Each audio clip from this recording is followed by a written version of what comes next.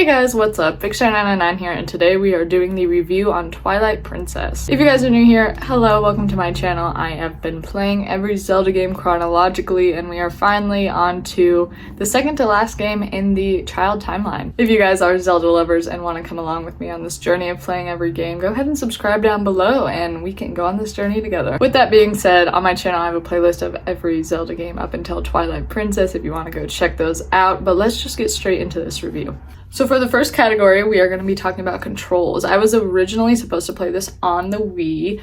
The Wii ended up not working quite correctly. I was borrowing it from my brother, so I ended up having to play an emulator on my PC. With that being said, I did use an Xbox controller rather than, a Wii remote, a Switch remote, whatever. With an emulator, you can set whatever button you want on your controller to be whatever button it's supposed to be, so it's very customizable, but I thought it worked wonderfully. But I know that the game was made to be, motion controls, but it worked just fine. But I honestly didn't hate it. It was very similar to the Switch controller, as we've all probably noticed. The buttons are just a little bit backwards, but the controls on an emulator on the PC, I would give them a 9 out of 10. For the next category, we were talking about storyline and lore. I very much so enjoyed the storyline of this game.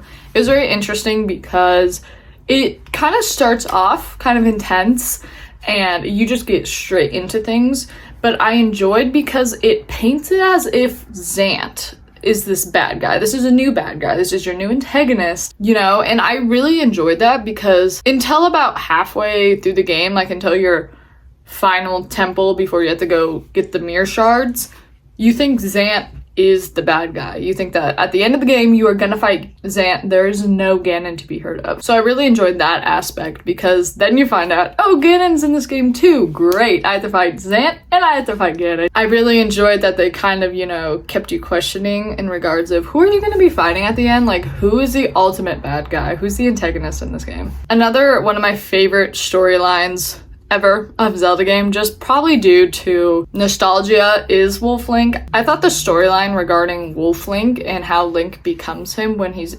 infected with the Twilight was so cool, and I'm so happy that Nintendo chose to do that. And Midna is by far one of my favorite companions. She's so sassy. She doesn't even need to be that sassy, yet she is, and I love it so much.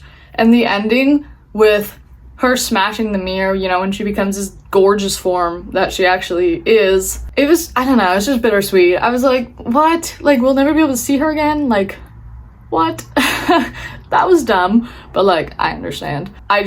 So beautifully done. Midna and Wolf Link alone, every category is a 10 out of 10 just because of those two. After the 3 temples, when you clear up the Twilight realm from taking over the overworld, I don't know the proper word, I just call it the overworld, you keep going. That's not the end of the game. You don't have to backtrack. You go to different regions and there's a new mission, and I really enjoyed that because I feel like some Zelda games, you have to go back to the same region, you have to go back to the same temple.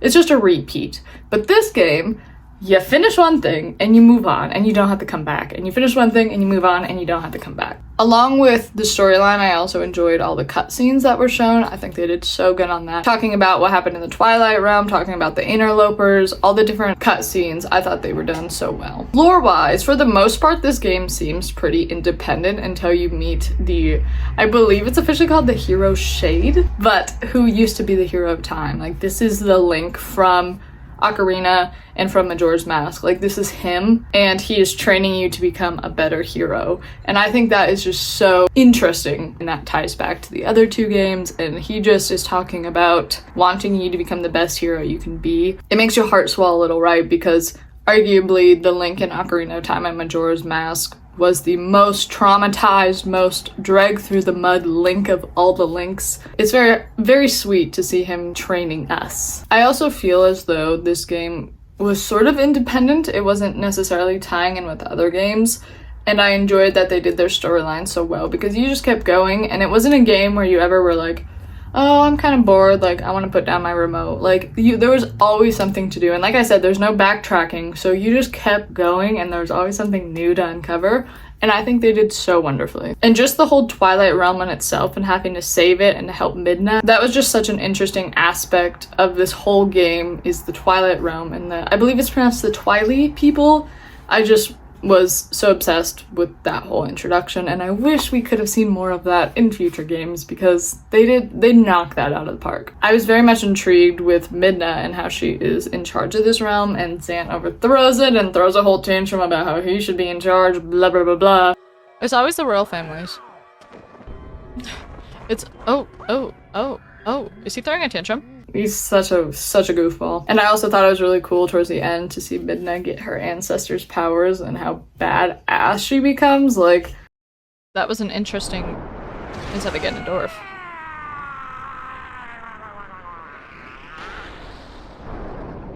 My lady, I love her.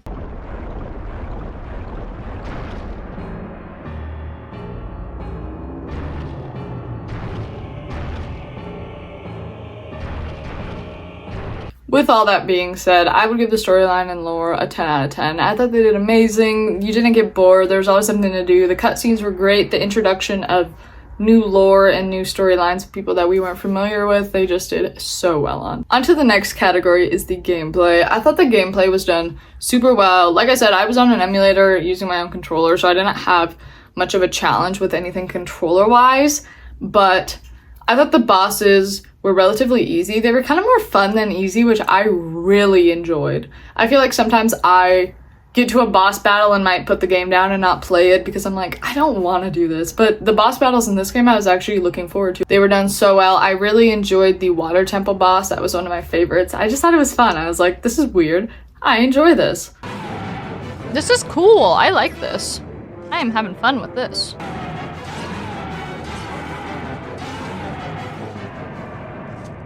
That was fun. I like that. That was a good time. I also enjoyed Zant's boss battle. That was so interesting to go back through each temple and to have to use the item that you used in that temple. I thought they did so wonderful on that. That was kind of fun. Okay.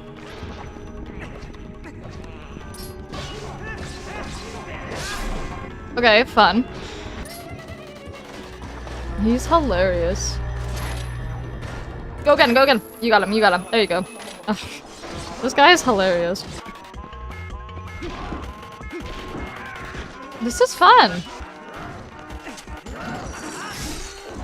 Okay. Ball away, ball away, ball away, ball away. Go, go, go.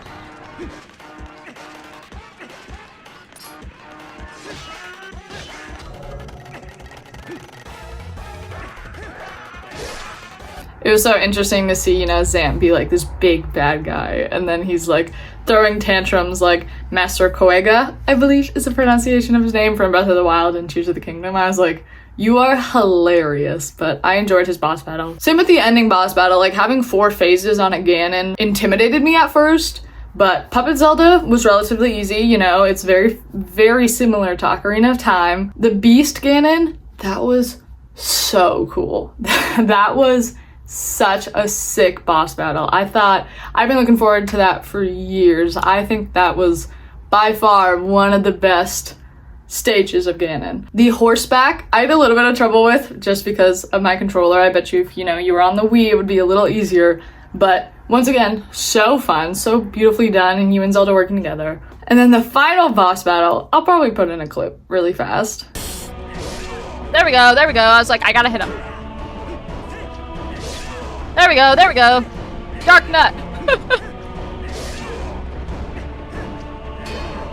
Dark Nut. Dark Nut.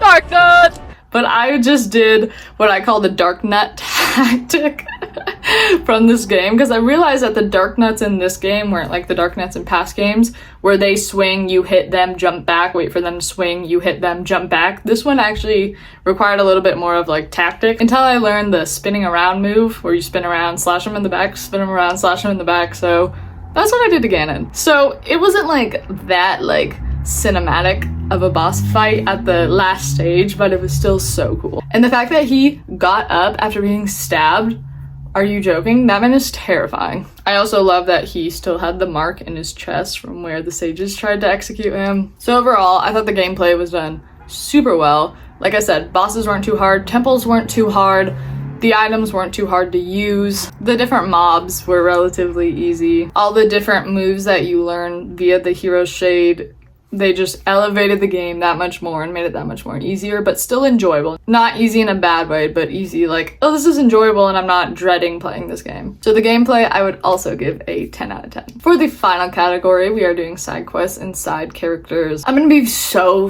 very honest with you guys. I didn't do very many side quests. I met with the bug lady.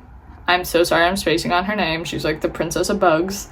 And she was really cool. And I guess in the game, there's not very many side quests, you know, in a traditional sense of what we'd be used to. But I enjoyed all the characters that I did meet, all the little mini games I did, all the characters I did meet that were side characters. I enjoyed them all. This game was so dark, yet it was so fun. It wasn't like dark and gruesome and, you know, that whole thing. It was like dark, but it was a really fun game. And all the side quests, side characters, side adventures, side games, they were all just a good time. So like I said, I didn't do very much, but all that I did do, I would give it an 8 out of 10 for side quests and side characters. With a 9 out of 10 in controllers using a Xbox controller on an emulator, with a 10 out of 10 in storyline and lore, with a 10 out of 10 in gameplay, and with an 8 out of 10 in the side quests, side characters, we come out to a 37 out of 40, being about a 92.5%, which is pretty wonderful. I think that's the highest score that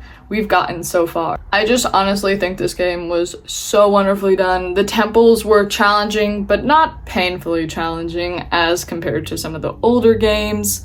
The bosses, once again, were more fun than challenging. The storyline was so well done. There was not a lot of backtracking. It was open world, so you could explore to your heart's content. Impa was in this in her own way as a character named Impaz. The final boss battle being Ganon and, you know, all the phases of Ganon and Ganondorf and Zelda were so beautifully done.